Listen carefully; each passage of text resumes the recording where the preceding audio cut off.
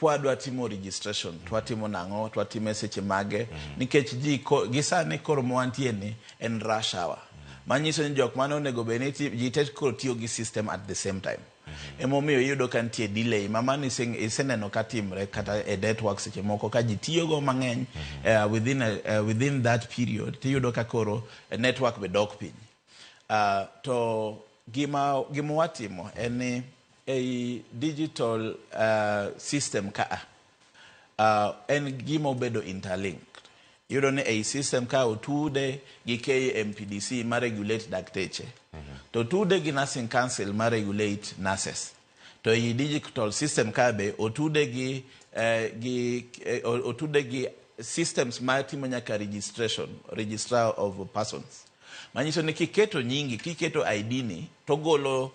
ogolo data ni kucho koro system ni dhi mapiyo nikech kiketo ID number to okibochuno ni keto kata seche moko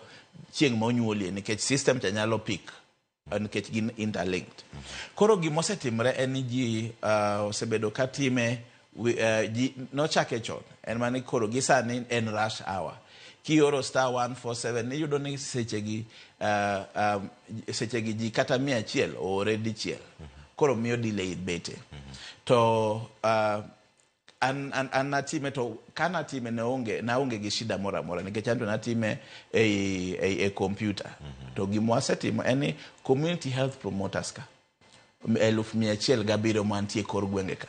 gimbe watiyo kodgi waoro gi mondo gibi gikonyi ndiko gini koro seche mantie dhodi to orni oti picha to nyalo ndike piyo to donjo kata otkonyi e registration erokamano adani mak paro ne kanyo nikech penjo pod thoth winjo penjo madonjo kar ka ni an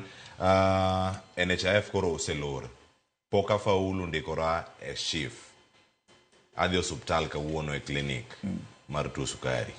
atimre yo machal nade mapenjo madonjo no kwa wuok e county ma Kisumu e luora maseme kangwa yudo thuolo mabang'e no wadhi yudo jopiny bende duogo ka mondo mi watwago achiel kachiel